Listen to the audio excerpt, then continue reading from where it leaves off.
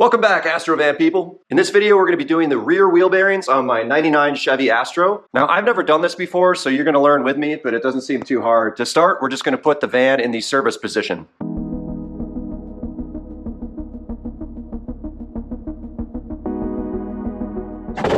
Before you do anything to this, ever, you need to remove your fill plug. Your fill plug is located right there. The problem is they're made out of Play-Doh, and my Astro is pretty crusty underneath, and it just rounded completely. Instead of drilling out the fill plug, what I did was I bought an entirely new differential cover and a weld-on drain plug. Except what I did is I welded the drain plug on the top of the diff cover about the same height as the fill plug on the casting.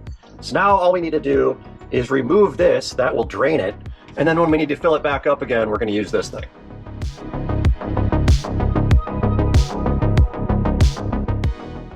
Alright, great news. We stripped that one and that one, so I'm going to try a couple of things to get them off. First thing I'm going to try is one of these Husky ones that's got that different kind of closed end. Then we're going to try a press-on damaged bolt extractor with a 12-point to see if that works. Alright, let's try this one. That just... that did not work at all. It just shattered. Okay, well, those are stupid.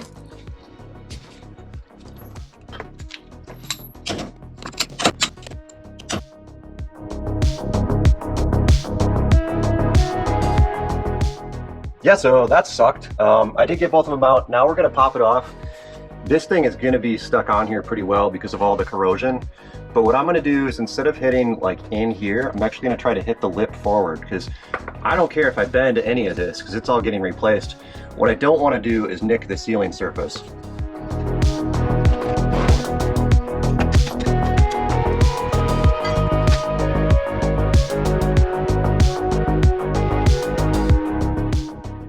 Alright, so I'm spinning the pinion by hand here to try to get everything to turn.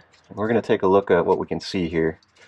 So there are some of those pawls that spin out, and then that's what locks up this differential. It's normally open, and then when there's a certain amount of slippage, those spin outward due to centrifugal force and turn this into a solid axle.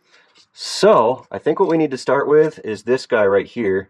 This bolt is going to allow us to take out this pin. Once we take out the pin, then I think there are going to be some C-clips. All the way on the left side, you can kind of see a cylinder right there. You can see the clip right there. All right, let's take this one bolt out.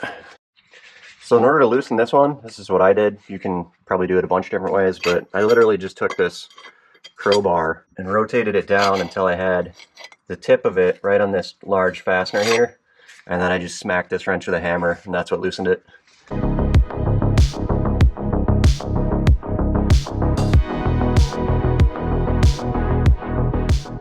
Alright, so that wasn't so bad. I don't know if you could see it, but basically I kept the open area, not the side with the pawls, but the side that's open where you can work, pointed downward, and I just used a little pick to spin those clips, and they literally just fell out. So they're both in there. Theoretically, I should be able to pull on this, and this should be able to come out now. Oh yeah, look at that.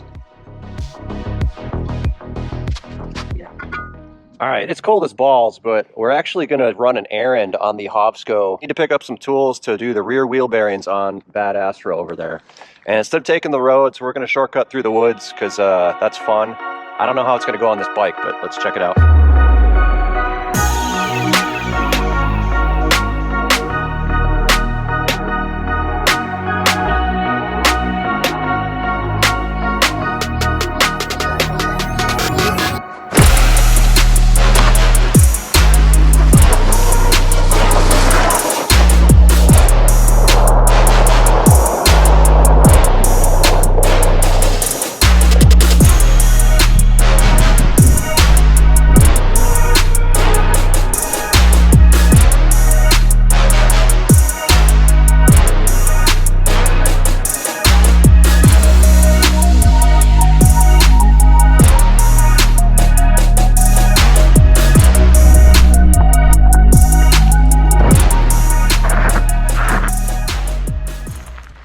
using a wheel bearing puller that I'm borrowing from O'Reilly's. think you just back this off, this in here like that. Tighten this guy.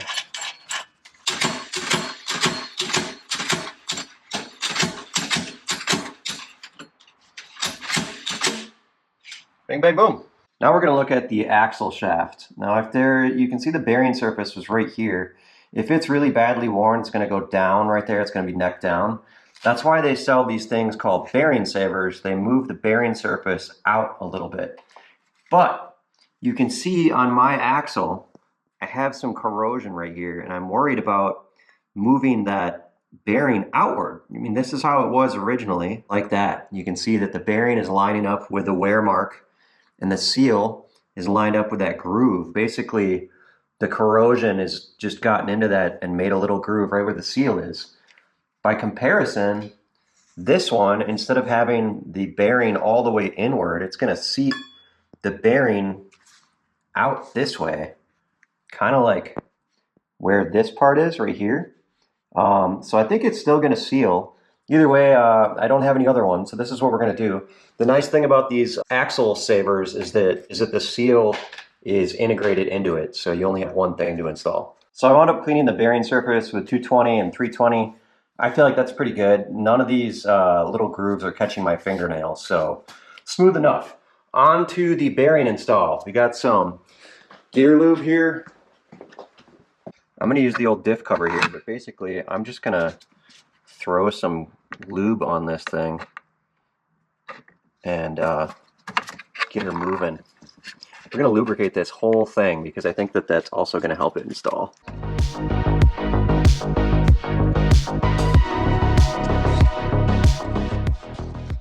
So here it is installed. It definitely still sticks out, but I watched the SKF video and it said it could stick out up to 1/4 inch, so I guess that's installed.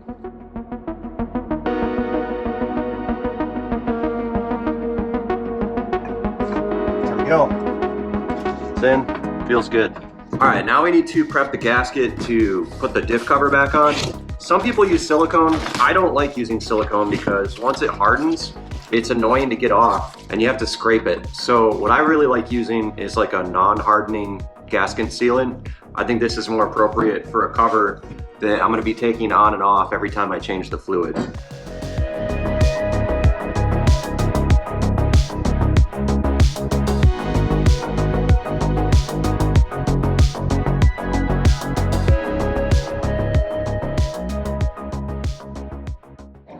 Okay, so I was working on the van last night and ran out of time, ran out of fasteners because some of them rounded off. Parts stores were closed, so I quit working on it. And today, yeah. So anyway, we're gonna swap snow tires onto the Honda quick, and then we're gonna go get some fasteners for the diff cover and finish this job up.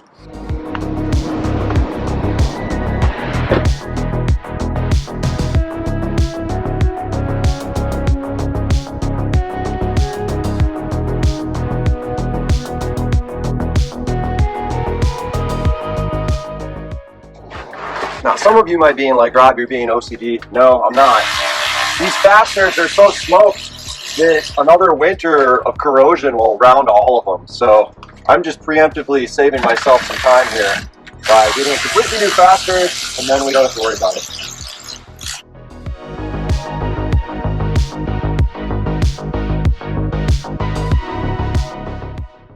Now we should be able to fill the diff super easy from the back.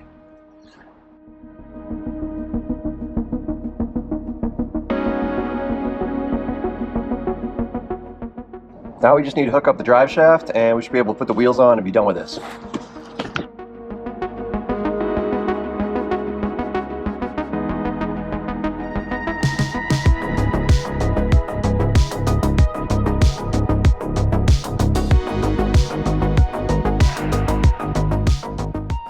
All right, boys, we got this thing back together. She is back on the road. However, I do think I might need to be doing this whole job again because I don't know about these axle saver bearings that are starting to make noise already. So TBD, I will keep you updated if we need to tear those out and install traditional axle bearings, which would be a huge bummer, but now I know how to do it. Coming up, we have more videos on the van. I just got a new sponsored part by Blue Eddy. So we're gonna be putting a new DC to DC charger along with rebuilding the complete power wall in this van for the house batteries, hopefully installing a subwoofer and a couple other things. So stay tuned for that. We also have a video coming up on a boat, which is crazy because as you can see, it is quite wintry in here. But I am doing a prop shaft seal on a ski boat. I'm gonna show you what's going on with that in the next one. Till next time.